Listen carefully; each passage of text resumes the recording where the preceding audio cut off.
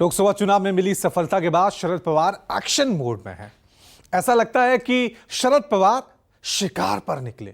महाराष्ट्र के दिग्गज नेता शरद पवार जहां भी दौरा करने जाते हैं, विरोधी पार्टियों में भगदड़ मच जाती है और विरोधी पार्टियों के नेता शरद पवार की एनसीपी में शामिल हो जाते हैं। सबसे ज्यादा बुरा हाल अजीत पवार की एनसीपी का है। शरद पवार के 2 दिन के दौरे में अजीत पवार के 2 विधायक और दर्जनों नेता अपने पुराने बॉस के साथ हो लिए हैं। पवार के एक्शन से अजीत खेमे की नींद उड़ी हुई है।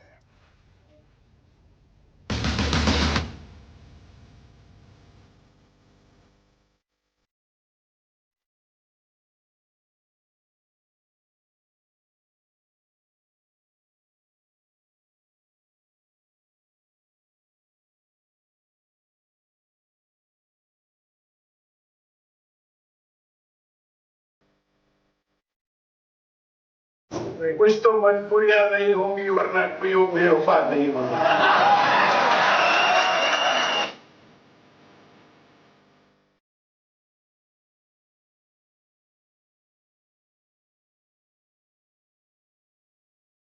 महाराष्ट्र के परभणी के पाथवी विधानसभा क्षेत्र से विधायक बाबाजानी दुर्रानी के ये बोल अजित पवार के लिए। यूं तो दुर्रानी शरद पवार के बेहद वफादार और पुराने समर्थक माने जाते थे, लेकिन पार्टी में हुए दोखाड़ के बाद स्थानीय मुद्दों का हवाला देते हुए पिछले अक्टूबर में वो अजित पवार के साथ चले गए और अब दोबारा से शरद पवार का हाथ थाम। दुर्रानी अजित खेमे के मुस्लिम चेहरों में से एक थे और अजित को छोड़ने की वजह उन्होंने बताई कि पार्टी विपरीत विचारधारा के साथ खड़ी है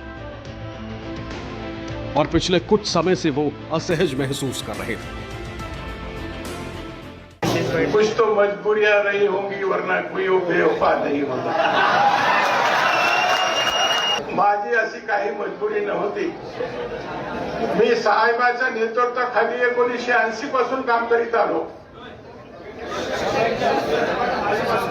साहेबाचे चरख्याच्या चिन्हापासून घडीच्या चिन्हापर्यंत साहेबासोबतच राहिलो।